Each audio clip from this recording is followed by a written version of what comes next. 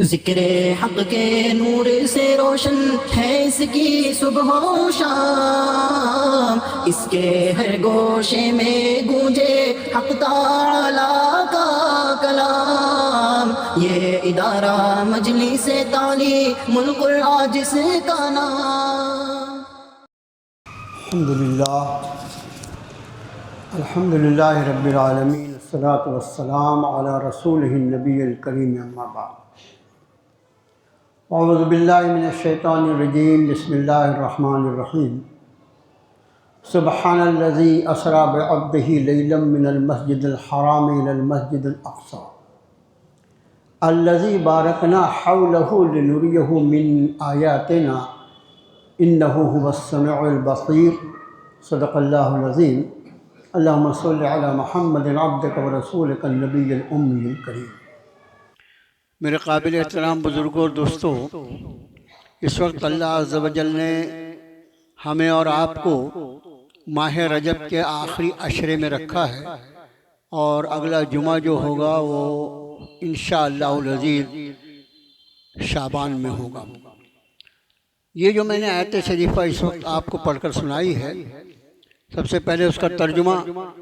रब ने इरशाद फरमाया कि पाक है वो अल्लाह जो अपने बंदे ख़ास यानी जनाब मुहम्मदुर रसूलुल्लाह सल्लल्लाहु अलैहि वसल्लम को रात के एक हिस्से में मस्जिद हराम से मस्जिद अक़सा तक ले गया। हमने इसके माहौल को बाबरकत बनाया और हम अपने नबी सल्लल्लाहु अलैहि वसल्लम को अपनी चंद निशानियां दिखाना चाहते थे। और बेशक वो अल्लाह वही सब कुछ सुनने वाले और सब कुछ देखने वाले हैं। ये 15वें पारे की पहली आयत है। सूरह बनी इसराइल भी यही से शुरू होती है और सारे के सारे मुफस्सिरीन इस पर मुत्तफ़क़ हैं कि यह आयत शरीफा जो है ये मेराजुन नबी सल्लल्लाहु अलैहि वसल्लम के मुताल्लिक़ रब ताला ने इरशाद फरमाई है। मेराज क्या है इंशाअल्लाह आगे अर्ज़ करते हैं। सबसे पहली बात तो ये कि ये मेराज का वाक़या जो पेश आया वो कब पेश आया। देखिए, नबी करीम सल्लल्लाहु अलैहि वसल्लम ने जो मक्के में दावत नुज़ूल कुरान के साथ जो शुरू फरमाई थी, उसके बारे में हमेशा मैं एक बात अर्ज़ करता हूँ कि जैसे जैसे दिन गुज़रते जा रहे थे वैसे मक्के वालों के मज़ालिम, उनकी शरारतें और उनके फितने और अहले ईमान पर और ख़ुद नबी करीम सल्लल्लाहु अलैहि वसल्लम पर उनके जुल्म जो है वो बढ़ते जा रहे हैं। हर आने वाला दिन जो है वो एक नई मुसीबत को लेकर आता था। मुसलसल आजमाइशें थी अल्लाह की तरफ से। और उसके बाद फिर वाक़यात में ये हुआ, आप जानते हैं कि आप सल्लल्लाहु अलैहि वसल्लम जो काम कर रहे थे, जो अल्लाह के दीन की दावत पेश फरमा रहे थे, उसमें अबी तालिब जो आपके सगे चचा थे और हर चंद के उन्होंने ईमान कबूल नहीं किया, और उसके बाद भी उनका वजूद जो था वो आप सल्लल्लाहु अलैहि वसल्लम के लिए बहुत ही ताकत का बाइस बनता था और वो बहुत आपकी तरफदारी करते थे। और अबी तालिब की एक हैसियत ऐसी थी कि जिसकी वजह से कुरैश यानी मुशरिकीन मक्का जो थे वो ज़्यादा बड़ा इक़दाम नहीं कर सकते थे। उसी तरह आपकी अहलिया मोहतरमा जो निकाह आपने मक्के में फरमाया है तो खदीजतुल कुबरा रज़ी अल्लाह ताला अन्हा, इनका भी एक मकाम था। ये अल्लाह की लिखी हुई तकदीर थी कि एक ही साल में इन दोनों हजरात की वफ़ात हो गई। अबी तालिब का भी इंतकाल हो गया और सैयदा खदीजतुल कुबरा की भी वफ़ात हो गई। अब जाहिर है कि आप सल्लल्लाहु अलैहि वसल्लम पर कितना गम हुआ होगा। आपने उस साल को आमुल हुज़्न फरमाया। अब यहाँ के हालात बहुत सख्त हो गए इन दोनों की वफ़ात के बाद, तो आपने ये इरादा फरमाया कि अब मैं ताइफ जाता हूँ। और ताइफ के बारे में ख्याल रखिए कि ताइफ में जो कबाइल आबाद थे वो ननिहाली रिश्तेदार से आप सल्लल्लाहु अलैहि वसल्लम के। असल आपका ननिहाल जो था वो मदीना तैयबा था, ये ख्याल रखिए। नबी करीम सल्लल्लाहु अलैहि वसल्लम का ननिहाल जो है वो मदीना तैयबा था और आपके ननिहाली रिश्तेदार ताइफ में आबाद थे। तो आपने सोचा कि मेरा उनका रिश्ता भी है, कुछ तो रिश्तेदारों का ख्याल करेंगे, ये सोचकर आप ताइफ गए। लेकिन ताइफ में जो कुछ हुआ वो आप जानते हैं। पूरी दावती जिंदगी में 23 साल की पूरी दावती जिंदगी में नबी करीम सल्लल्लाहु अलैहि वसल्लम पर जो सख्त तरीन दिन गुजरा वो ताइफ का दिन था। उम्मीद ये थी कि ताइफ वाले ईमान कबूल कर लेंगे, और उन्होंने जिस बेदर्दी से इस दावत ईमानी को ठुकराया और जितनी बदसलूकी की आप सल्लल्लाहु अलैहि वसल्लम के साथ बयान नहीं कर सकते। अब आप अंदाज फरमाएं, चचा का इंतकाल हुआ है, अहलिया मोहतरमा भी दुनिया से चली गई हैं, ताइफ ये सोच कर गए हैं कि ताइफ वाले ईमान कबूल करेंगे, और ताइफ वालों ने जो बदतमीजी और जिस जुल्म को रवा रखा है वो दुनिया जानती है। कितना कल्बे अनवर पर असर पड़ा होगा इसका। लिहाजा मुफस्सिरीन फरमाते हैं कि वाक़ई मेराज ये तो एक तकदीर का लिखा हुआ मामला था कि अल्लाह ताला फला फला वक्त पर आपको मेराज अता फरमाएंगे, लेकिन इस वाक़ई मेराज के पीछे जो एक अहम तरीन नुक्ता दिखाई देता है वो ये कि नबी करीम सल्लल्लाहु अलैहि वसल्लम का क़ल्ब अनवर जो टूटा है, जो आपको दिली अज़ियत पहुंची है, उसकी तारीफ क़ल्ब के लिए अल्लाह अज़्ज़ व जल ने आपको मेराज का सफ़र करवाया।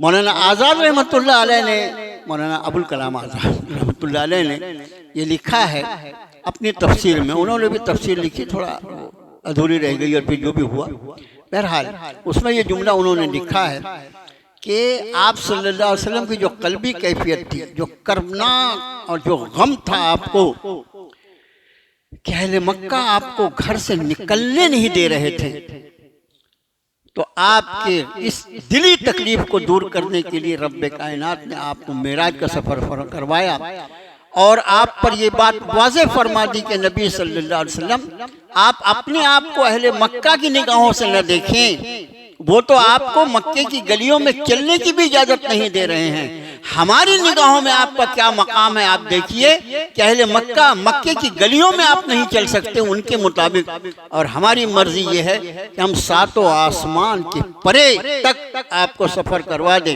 और वो चीज़ें आपको दिखा दें जिसको हमने आपके पहले और आपके बाद किसी को नहीं दिखाना। ये तारीफ़ क़ल्ब एक वजह थी, और उसके बाद खुद कुरान ने कहा नुरियहु मिन आयातिना, ताकि हम उन्हें अपनी कुछ निशानियाँ दिखलाएं। ये वाक़या हिजरत के तकरीबन 2 साल पहले पेश आया, हिजरत के तकरीबन 2 साल पहले। इसका माना ये कि आपके दावत का 11वां साल रहा होगा। 13 बरस तक आप मक्के में मुकीम रहे नुज़ूल कुरान के बाद, और उसके बाद 10 साल की ज़िंदगी आपकी मदीना तैयबा की है। तो 11वें साल में यह वाक़या पेश आया हिजरत अपने। अब उसके बाद इस वाक़े की कुछ तफसील भी यहाँ रब ने फरमाई कि पाक है वो अल्लाह। इसका माना ये कि ये वाक़या मेराज जो हुआ रात के एक हिस्से में, यहाँ पर तो सिर्फ ये फरमाया मिनल मस्जिदिल हराम इलल मस्जिदिल अक़सा, मस्जिद हराम से मस्जिद अक़सा तक, लेकिन इस मेराज के वाक़े के कुछ हिस्से जो हैं वो 27वें पारे सूरतुन नज्म में भी अल्लाह अज़्ज़ व जल ने बयान किया। तो इस तरह कोई वाक़या मेराज को अगर कुरान की रोशनी में देखना चाहे और उसकी तफसील को देखना चाहे तो उसे सबसे पहले ये सूरह बनी इसराइल की पहली आयत, इसकी तफसील देखें आप, इसकी तफसीलात देखें, और उसके बाद सूरह नज्म की इब्तिदाई आयतें जो है 27वें पारे में वन नज्म इज़ा हवा मा ज़ल्ल साहिबुकुम वमा गवा, उस सूरह नज्म का इब्तिदाई हिस्सा जो है उसमें उसका भी पहला हिस्सा जो है, ये ख्याल रखें, सूरह नज्म का पहला हिस्सा जो है वो एक अलग मजमून है। उसके बाद फिर मेराज में आपको अल्लाह ने क्या कुछ दिखाया उसका तस्करा है। अब ये मेराजुन नबी सल्लल्लाहु अलैहि वसल्लम उन मोजज़ात में से एक बड़ा मोजज़ा है जो अल्लाह के रसूल सल्लल्लाहु अलैहि वसल्लम को अल्लाह ने अता फरमाया। देखो मोजज़ा जिसको कहते हैं, ये मोजज़ा चीज़ ही ऐसी होती है कि इंसान की अक्ल के बालक। ये दुनिया जो है इसको अल्लाह ने दारुल असबाब बनाया है, और असबाब के एतबार से नताइज यहाँ पर बरामद होते हैं। लेकिन जैसे बच्चे पैदा होते हैं तो बच्चे जो पैदा होते हैं वो माँ और बाप, इन दोनों के जरिए अल्लाह ताला बच्चों को दुनिया में भेजता है, पूरी नस्ल आदम के लिए ऐसे हुआ। लेकिन इतने ईसा रूहुल्लाह को अल्लाह ने बगैर बाप के पैदा किया, इसलिए कि पैदा करना अल्लाह की सिफत है। वो माँ और बाप से पैदा करते हैं, ये उनका बनाया हुआ एक कानून है। लेकिन वो खुद इस कानून के पाबंद नहीं है। वो ऐसे खालिक हैं, ऐसे तख्लीक करने वाले, ऐसा पैदा करने वाले हैं, जैसा चाहे वैसा पैदा कर सकते हैं। उन्होंने हजरत ईसा को बगैर बाप के पैदा किया, हजरत आदम को बगैर माँ बाप के पैदा किया। ऐसे अल्लाह है, ऐसे अल्लाह है। ये फ़अालुल लिमा युरीद, कुरान ने कहा जो इरादा करते हैं वो हो जाता है। ठीक इसी तरह जिसको मौजज़ा कहा जाता है, हम मौजज़ा कहते हैं, उसको कुरान आयत कहता है। आयत का मतलब होता है निशानी, अल्लाह के पहचानने का। अल्लाह जो चाहे वो कर सकते हैं। सुबहान जो अल्लाह की ज़ात है, उसका मतलब होता है वो हर ऐब से पाक है। ये इंसान को अल्लाह ने कुछ चीज़ों की ताकत दिया है, वो कुछ कर सकता है और बहुत सारी चीज़ें नहीं कर सकता। लेकिन अल्लाह जो चाहे वो कर सकते हैं, जो उनका इरादा हो कर, इसलिए उनकी एक ज़ात सुबहान। तो अल्लाह की सिफत से शुरू किया, सुबहान अल्लज़ी असरा बिअब्दिही, अल्लाह पाक है वो अल्लाह जो ले गया अपने बंदे को। अब यहाँ पर एक बात कि अगर कोई मेराज में शक करे, एक सवाल ये यानी जहन में रखिए कि नबी करीम सल्लल्लाहु अलैहि वसल्लम अगर इस बात का ऐलान फरमाते कि भी रात का फलां हिस्सा था और मैं मस्जिद हराम से मस्जिद अक्सा गया, अल्लाह के नबी ने नहीं फरमाया, बल्कि ये अल्लाह ने फरमाया कि अल्लाह ने अपने बंदे को मस्जिद हराम से मस्जिद अक्सा का सफ़र। अगर कोई मेराज में शक करता है तो वो अल्लाह की कुदरतों में शक करता है कि अल्लाह जो चाहे वो नहीं कर सकता, माअज़ल्लाह। ये खूब समझ लीजिए, इसलिए सुबहान से शुरू हुआ है। उसके बाद एक और बहस बहुत सारी आप देखेंगे, जब आप तफसीरें पढ़ेंगे तो उसमें एक और बहस मिलेगी कि आया ये मेराज का वाक़या जो था वो ख्वाब में हुआ या आपकी हालत बेदारी में हुआ। जैसे हम और आप अभी जाग रहे हैं ना, और एक होता है हम सोते हैं, सोते में ख्वाब देखते हैं। तो कुछ लोग, एक दो लोगों का ये ख्याल है कि ये हालत है, लेकिन ये तवातुर के साथ बाज़ मुफस्सिरीन के नज़दीक 20 सहाबा और बाज़ मुफस्सिरीन के नज़दीक 45 सहाबा ने इसको तवातुर के साथ बयान किया है वाक़े मेराज को, और सारे के सारे इस पर मुत्तफ़क़ हैं कि ये वाक़े मेराज हालत बेदारी में हुआ था। आपने अपने जिस्म और अपने रूह के साथ अल्लाह अज़्ज़ व जल ने आपको पूरा सफ़र करवाया है। अब उसके बाद देखिए अगले दिन ये इत्तेफाक है कि मेराज का वाक़या जो हो 27वीं रजब को हुआ था, और आज की रात जो होगी वो 27वीं रजब होगी। लेकिन ये भी ख्याल रहे इस लैलतुल मेराज के ताल्लुक से कोई इबादत मखसूस नहीं, कोई इबादत मखसूस नहीं। हाँ, आदमी नफल पढ़ता है, हमेशा पढ़ता है तो पढ़ सकता है, लेकिन ख़ास मेराज की रात है इसलिए ये नफल पढ़ना चाहिए, इतने बार ये जिक्र करना चाहिए, इतने बार कुछ भी नहीं। और हमारे यहाँ ख़वातीन में एक बड़ा मशहूर है हज़ारी रोज़ा। मेराज की जो रात है उसके अगले दिन अगर रोज़ा रखो तो 1000 रोज़े का सवाब मिलता है। बिल्कुल बकवास चीज़ है, पोकनाट है, गलत सलत चीज़ें। देखो मैं आपसे अर्ज करूं, एक वो चीज़ होती है कि भाई हम कुछ खा रहे हैं, पका रहे हैं, कुछ कर रहे हैं, खाते पकाते रहो, किसने मना किया। लेकिन किसी चीज़ को इस्लाम से जोड़ देना तो फिर उसके लिए उस पर कुरान और सुन्नत से दलील लगेगी, और दलील ना हो, लोग कहते हैं मैं भी कहना शुरू कर दूं जिसको इस्लाम कहते हैं क्या। इसलिए इस रात की कोई मखसूस इबादत नहीं है। और कई मुफस्सिरीन ने कहा कि ये 27वीं रजब है। बाज़ लोग जो हैं वो कुछ और तारीखें भी बताते हैं, अभी उससे अपने को बहस नहीं। अब दूसरी बात, एक बात तो ये कि ये हालत बेदारी में हुआ, हज़रत जिब्रील तशरीफ लाए और आपके साथ वाक़े मेराज के साथ एक और वाक़या है शक़्क़ सद्र। ये शक़्क़ सद्र क्या होता है? सीने को खोलना। शक़्क़ कहते हैं फाड़ने को, शक्ल कमर, चांद का फट जाना, शक्ल सदर, सदर का। हज़रत जिब्रील ने आपको मतलब बैतुल्लाह शरीफ हतीम के पास जो चाहे जमजम है, अभी तो बेचारे जो लोग जाते हैं उनको मालूम भी नहीं रहता कि जमजम का कुआं कहाँ है। जमजम का कुआं जो मताफ है ना, जिसमें हम तवाफ करते हैं, उसी के नीचे है। मालूम नहीं उन्होंने कब उसको मुकम्मल बंद कर दिया, मुझे नहीं मालूम, लेकिन तकरीबन 92 तक का तो अल्हम्दुलिल्लाह जो लोग ने हज किया है अल्लाह ने मौका अता फरमाया था, तो खुला हुआ था, सीढ़ियाँ थी, जाकर जमजम को देखा जा सकता था। तो हज़रत जिब्रील आपको जमजम के कुएं के पास लाए और आपका सीना चाक किया। उसी तरह जैसे बचपन में एक मर्तबा हजरत नबी करीम सल्लल्लाहु अलैहि वसल्लम सीना चाक किया गया था, जब वो हजरत हलीमा के मकान पर से गांव में हजरत हलीमा जो आपकी परवरिश के ले गई थी, दाई हलीमा, वहाँ पर जब आप जेर परवरिश थे तो आप बिल्कुल छोटे से थे, 5-6 साल के। तो उस वक्त हजरत हलीमा के बच्चों के साथ आप बकरियों के साथ खड़े हुए थे और फरिश्ते आए और आपको लेकर गए और आपका सीना चाक किया और जो वाक़या हुआ था। तो एक शक के सदर जो है आपके बचपन में पेश आया और दूसरा शक के सदर जो है ये मेराज के पहले पेश आया।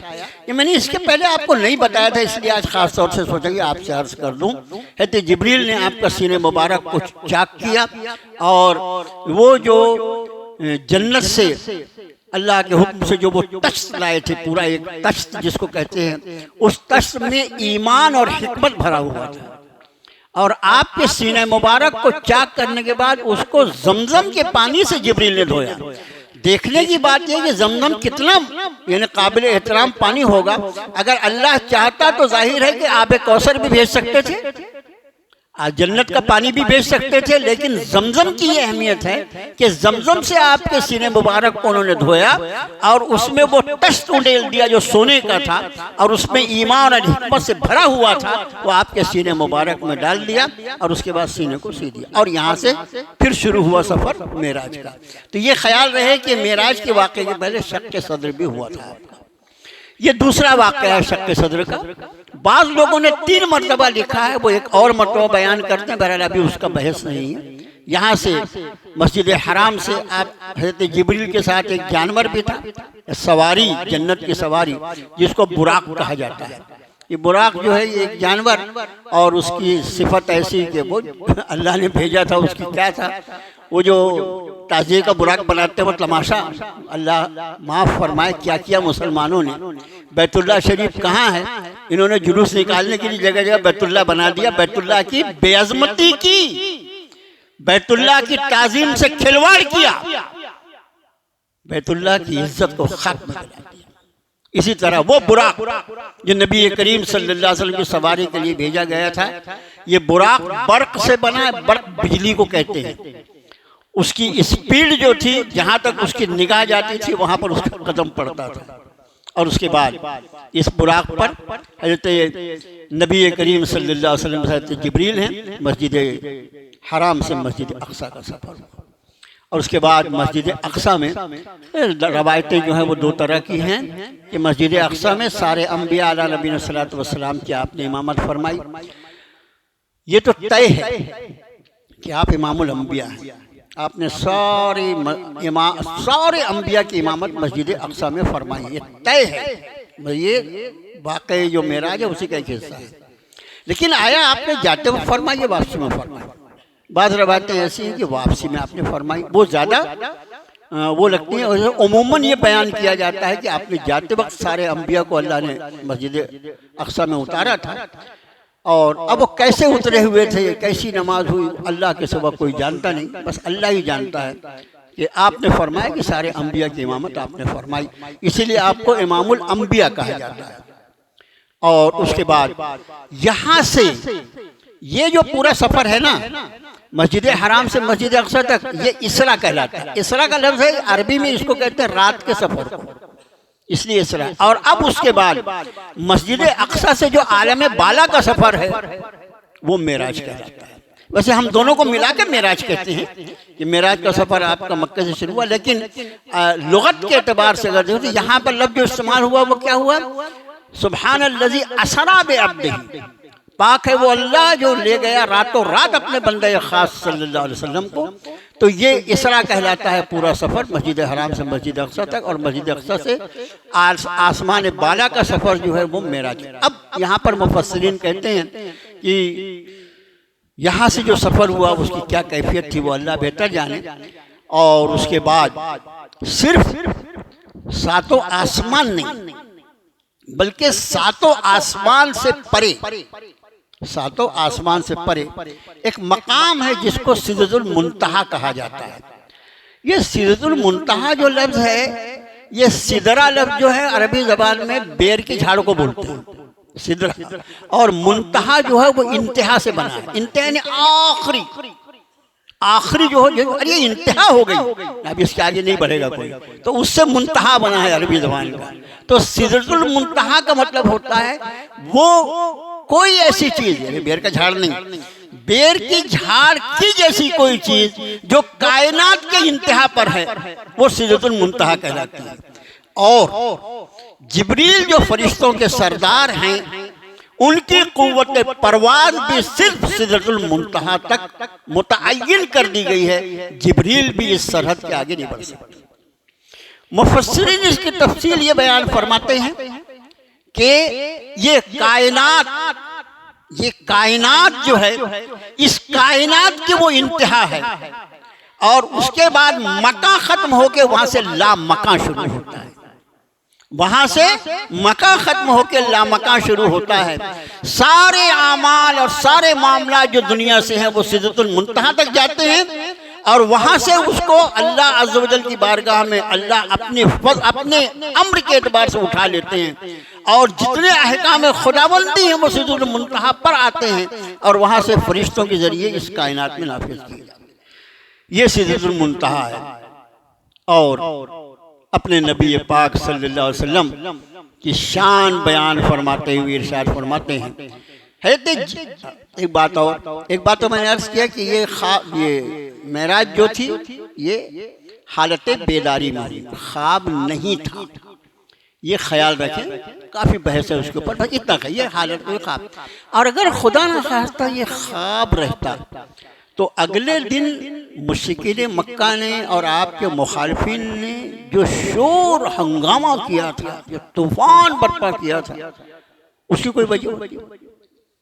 कोई आदमी बोले मैंने ख्वाब में फला चीज देखी, सुनने वाला सुनता है, सर हिलाता है, ख्वाब में कोई कुछ भी देख सकता है, ख्वाब में कोई कुछ भी देख सकता है। बेचारे जितने अपने प्रभाग के 26 की 26 रात में सभी ख्वाब में देख रहे होंगे, मैं आ गया आएंगे तो चार ही ना प्रभाग से, तो ख्वाब में कोई कुछ भी देखे, कौन मना करता है? उस पर कोई बात। और ख्वाब कोई कैसा भी बयान करे उस पर आम तौर से एतराज नहीं किया जाता। ख्वाब है, कुछ भी आ सकता है। तो खुदा न खास्ता ये ख्वाब होता तो मक्के के मुखालिफिन की इतना तूफान कोई माना नहीं रखता। तो असल में ये वाक़े मेराज जो है ये हालत बेदारी में हुआ, आपके जिस्म और अपनी रूह मुबारक के साथ।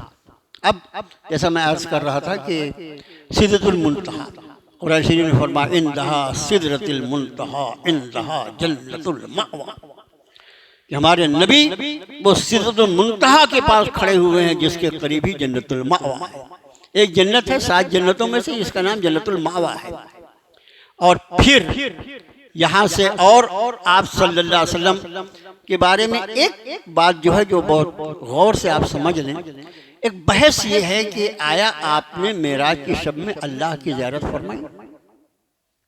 क्या आपने अल्लाह की ज़ियारत फरमाई? ये एक जो खास बात है वो ये, बाकी मेराज के वाक़यात आप सुनते पढ़ते रहते हैं। इसमें हज़रात सहाबा कराम रिज़वानुल्लाह ताला अलैहिम अजमईन में इख्तिलाफ है, ये समझ लें मेरे भाइयों। ये हम लोग जो आपस में इतना मारा मारी करते रहा, तेरा वो मसलक मेरा वो मसलक, उसके बारे में क्या बोलें, कोई चीज़ ही नहीं है मसलक क्या होता है।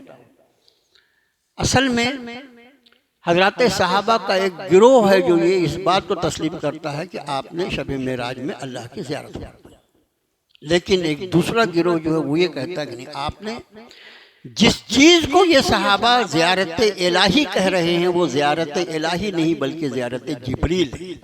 कहते जिब्रील को उनकी असली शक्ल में देखा है। अब मामला ये आया तो इस पर जब उलमा, हमारे मुफस्सिरीन, हमारे मुहक्किकीन, हमारी औकात नहीं और आपकी औकात नहीं, हमारा काम खाली सुनना है और उस पर ईमान लाना है। उन दोनों अहवाल को देखने के बाद जो बात बहुत ही बेगुबार, जिस पर कोई शक शुबह ना हो, वो ये है कि आप सल्लल्लाहु अलैहि वसल्लम ने शबे मेराज में हज़रत जिब्रील को उनकी असली शक्ल में देखा। और कुरान शरीफ की आयतें जो सूरह नज्म की हैं, उसको जब जिब्रील की रुयत के साथ अगर उसकी तफसीर की जाए तो बहुत आसान हो जाता है। और अगर उसको रुयत इलाही यानी अल्लाह अज़्ज़ व जल की ज़ात इलाही को देखने के साथ उसकी तफसीर की जाए तो फिर उसमें तकल्लुफ़ होता है और उसमें कुछ अल्फाज अलग से तफसीर के लिए लाने पड़ते हैं। तो हम इस बात पर हैं कि आपने हज़रत जिब्रील जो हैं, ये समझ लीजिए ये सैयदुल मलाइका हैं। इस जिब्रील की हकीकत इनके 600 पर हैं, जिब्रील के 600 पर हैं और एक एक पर ऐसा है कि अगर वो उसको खोल दे तो मशरिक से मगरिब तक अंधेरा छा जाए, इतना घेरा। और है जिब्रील जब आपके पास वही लेकर आते थे तो इंसानी शक्ल में होते थे। अच्छे से ख्याल रहे, दिमाग में रखो, ईमान का हिस्सा है। कहते जिब्रील जब आते थे तो इंसानी शक्ल में आते थे। कहते जिब्रील को एक मर्तबा जब वही नाजिल हुई, नाजिल होना शुरू हुआ और उसके बाद फिर फतरत वही रुक गई और अच्छे खासी मुद्दत तक रुक गई और आप सल्लल्लाहु अलैहि वसल्लम पर बड़ी बेचैनी की हालत कैफियत रही आप पर। और फिर हज़रत जिब्रील असली शक्ल में मक्का मुअज़्ज़मा में जब हज़रत जिब्रील को आपने असली शक्ल में देखा तो हज़रत जिब्रील को देखकर आप बेहोश हो गए। और फिर जब जिब्रील को असली शक्ल में देखकर बेहोश हुए तो जिब्रील ने फिर इंसानी शक्ल इख्तियार की, सब अल्लाह के हुक्म से।